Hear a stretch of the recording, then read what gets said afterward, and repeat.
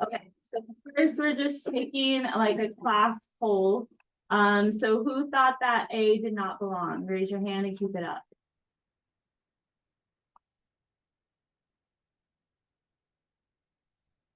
Okay, so I counted about 14, give or take. Raise your hand and keep it up if you think B does not belong.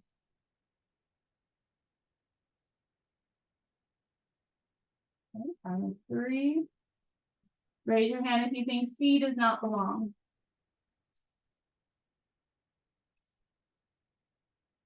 Okay, 7. And last but not least, raise your hand if you think D does not belong. Okay. Keegan, did I see you raise your hand for like multiple? Okay. Anyway, so it looks like the majority of you agree that A does not belong. So those of you that said A does not belong, why did you say that? Yeah.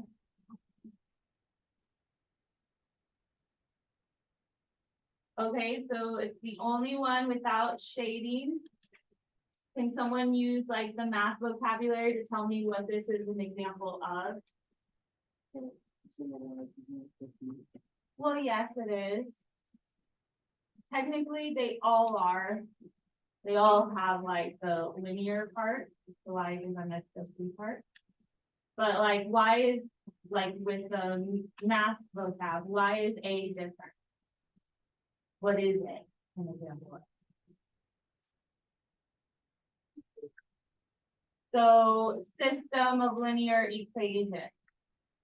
So system of equations is what A is, which was our part 1 of this unit. Part 2 is just inequality. Right, so if there's no shading, then it's a system of equations. That's why when you take your tests, when you're told to graph a linear inequality or a system of linear inequalities, you have to have shading. Okay, so make sure if not, then it's equations, which is not our focus right now. So good. Now for B, those of you that said B does not belong, why does B not belong? It's the only one that split. Okay, split in half. So if you see this, say you are trying to identify a solution on a test, like you're told, is this coordinate a solution? Is that coordinate a solution? If you get something that looks like this, what's your answer to be? No solution. All right, because we know that for systems of linear inequalities, the solution is where the shading overlaps. Here, the shading does not overlap at all, so there's no coordinates that meet both constraints. So like the little things that I'm writing, you should probably write too. That's why I even bothered to put it on the paper, you know, so that you can get some vocab from this. Also, the last quiz you took, there was a question that I think stumped some people. When they typed it into Desmos, for example, one of the inequalities, and that one was just a 1 variable, not 2 variables. They didn't see anything on their graph. All right, that answer was also no solution. So, and then when you did it algebraically, if you tried solving it algebraically, the variable canceled out. And then you got something that wasn't true, like 3 less than 3. Then that's also no solution. Okay, so good. And I made that one extra credit too. So like I added a point back after everyone. Now for C, if you said that C does not belong, why did you say that, Haley? It's only that one solution. The only one that has an overlapping shaded area.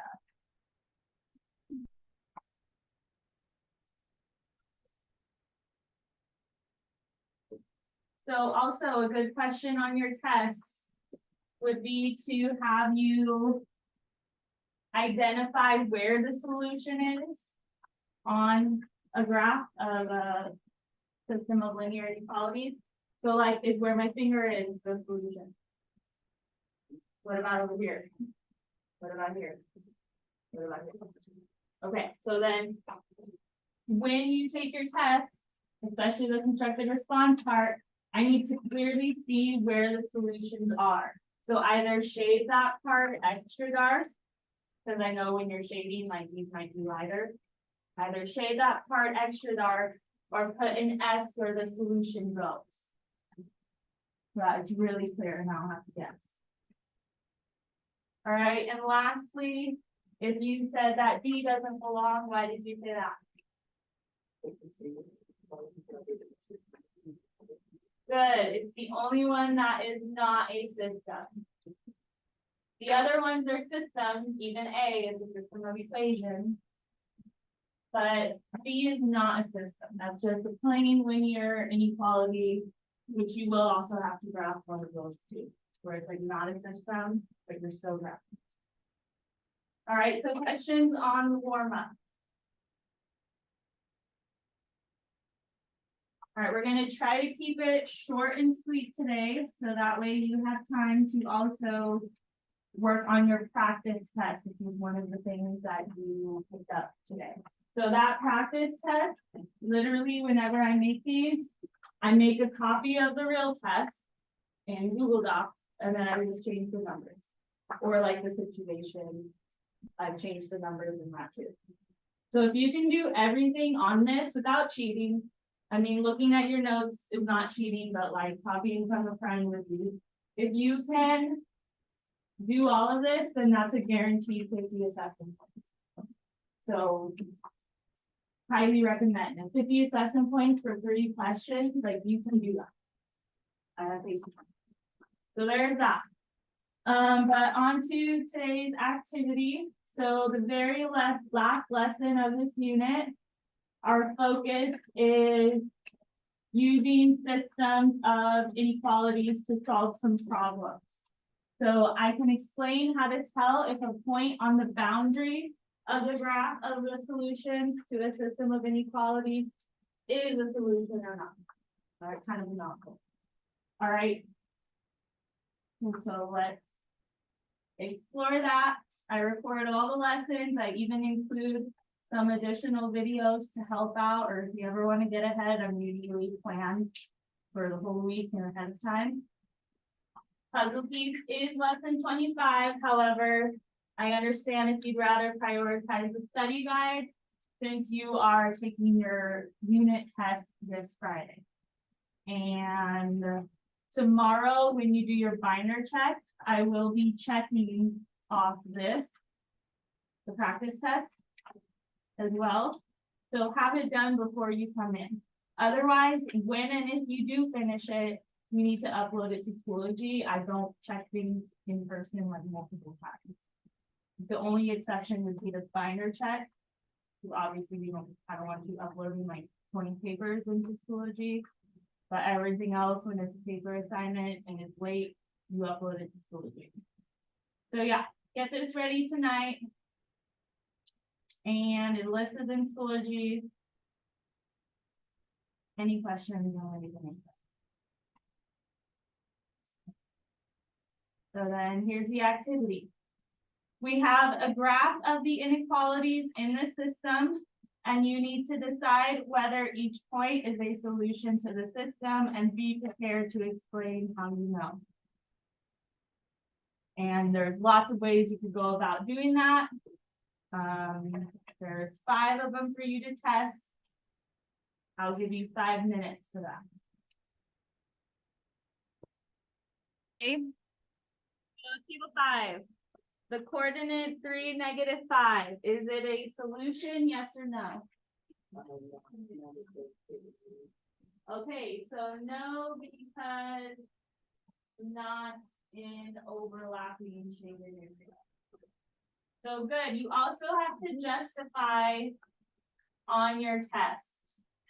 So just saying yes or no is not enough on your test, especially if you do truly know why, like you're just looking points to be taken away if I'm not explaining. Same with like your state testing. You have to be detailed in your explanations. So let's see if that's true. 3, -5, so they're counting by 2, so 3 would be here on the X. -5 would be here on the Y. It's in one of the shaded areas, but not both. It has to be in the overlapping shaded area. It has to meet both constraints to be a solution for the system. Questions on that?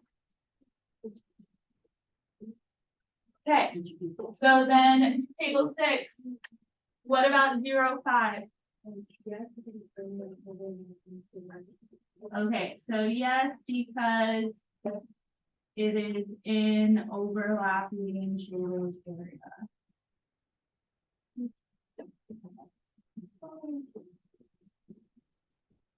So let's see if that's true. 0 is here. 5 would be here on the Y. So yeah, in the overlapping shaded area. So that is true. Table 7, what about -6, 6? Yeah. And what's your reasoning? All right, so let's see. -6, 6. Hopefully, on a side note, I mean, we've been doing this for a while. Hopefully you guys know how to find coordinates on a coordinate plane. What order do coordinates always go in? X, Y, just like the alphabet. All right, X to the left, the axis that goes left to right. Y to the sky, the axis that goes up and down. So -6 on the X is here, 6 on the Y would be there. Now, is it in the overlapping shaded area? No, but it's on a solid line that touches the overlapping shaded area.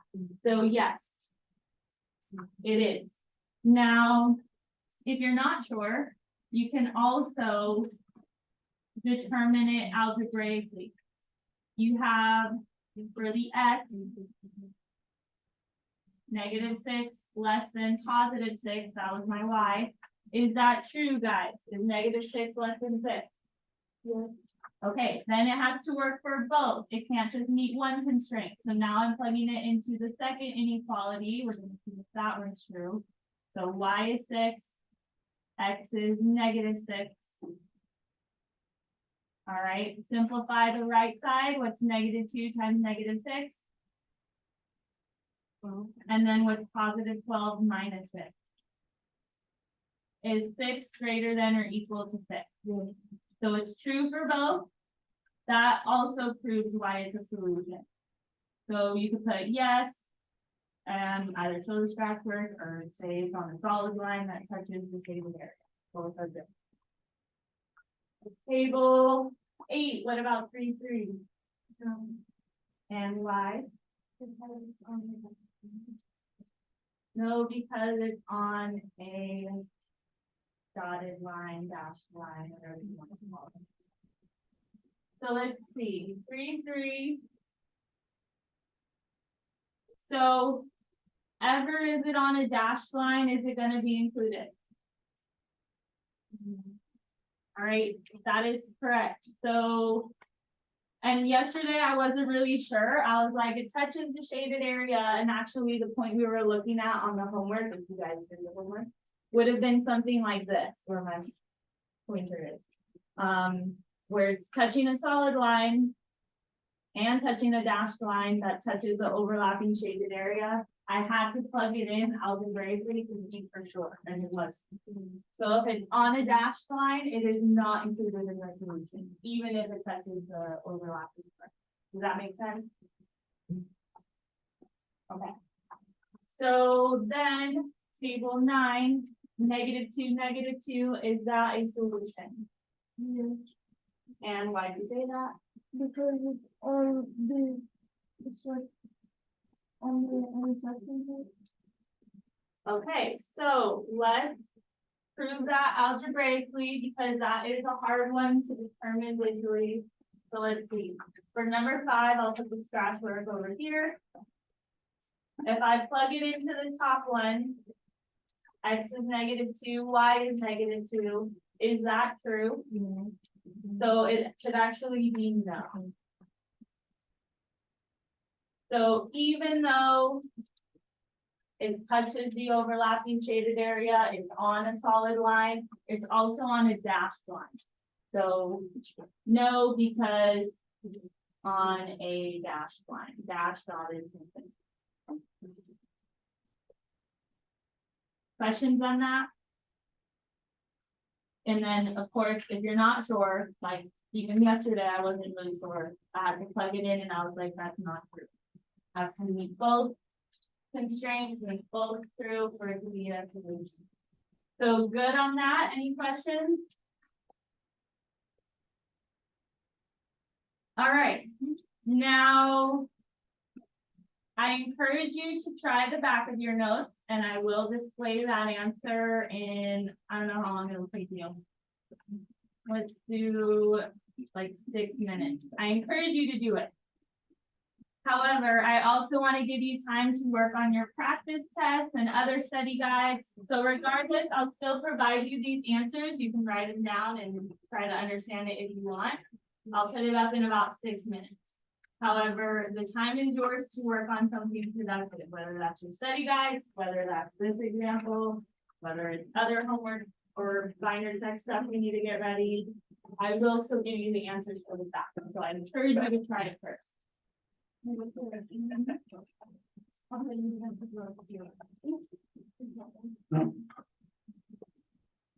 Is if you did the example on the back of your notes, it said a factory produces widgets and zeros.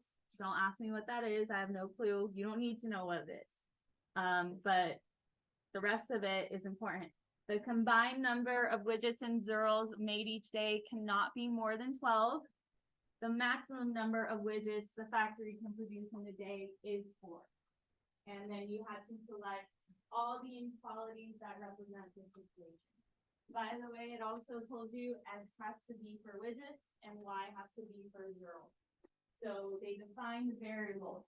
If it tells you to do that, you need to do that too. You tell me what X is referring to and don't be vague.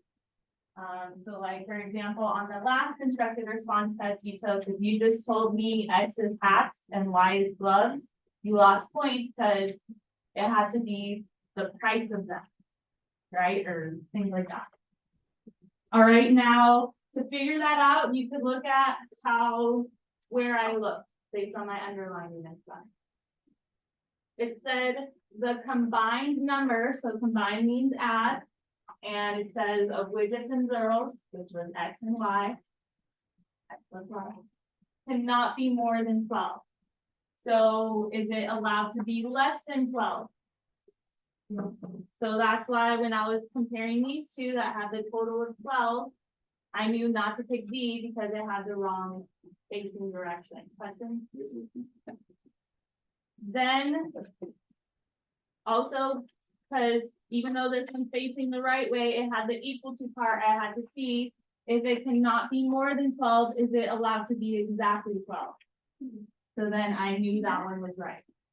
And that's what you should do too when you're picking your symbol. See what logically makes sense. Remember, the alligator mouth, whatever you want to call it, faces the bigger number. Okay. Then it said the maximum number of widgets, which we know had to be X, the factory can produce in a day is 4. So if there was any that said like Y compared to 4, definitely don't pick those. So they said widgets have to be X. However, if it's a maximum of 4, can it be less than 4? And then can it be exactly 4? Yeah. So then that's why we chose that. Questions on like the signal words, things like that. So the key thing here is we're not using equal signs, we're using inequalities, and it's the one that makes the most sense. All right, so scrolling down, you had another part of it. It gave you the equations, so it didn't use the inequality symbol, it gave you the line. Kind of like how on your practice test, if you look at the back of it, it gives you the line. What you will also have to do on your test is shade where the solution is. So what tells you for the shading, like where do you have to look?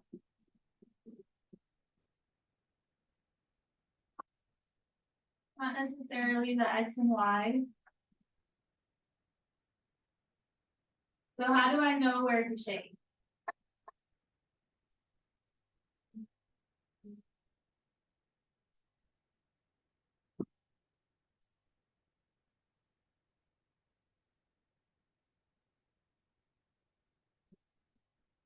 Maybe let me write down the inequalities that we said represented. Maybe that'll help.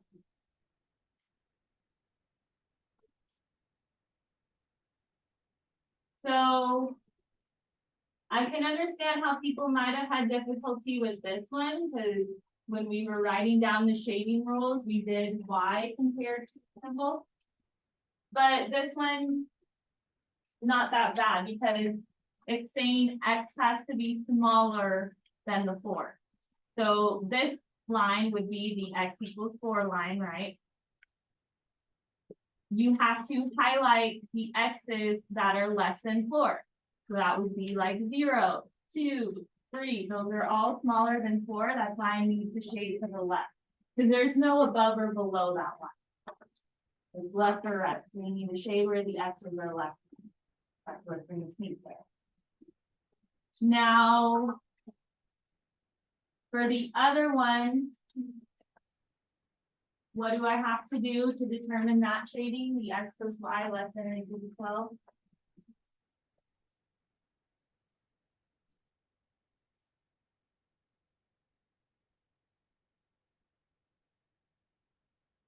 So less than or equal to, yes, but also make sure before you try to like determine that, make sure it's in slope intercept form. Make sure the Y is alone before you compare it.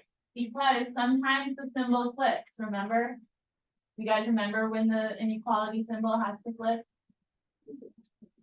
When you divide a negative on each side, or when else? What also changes the symbol when you multiply, or I gave it away. Multiplying by a negative, also you have to flip the sign if you do it on both sides. So that's why you have to isolate the Y before you determine the shading. So look at the Y right now. How can I cancel this X that's next to it? And whenever you go one side, do I need to flip the sign when I subtract? So it is gonna be Y less than or equal to. Now, that rule, you look at Y and with the inequality symbol, since it's less than or equal to, or it could just be less than, the rule is you shade below. So you can even rewrite that down into shade below. And then if it's Y greater than, or Y greater than or equal to, shade above. All right, I specify that because I could also write it like backwards, but the Y is smaller in that situation still, so I have to shade below. Okay, questions on that?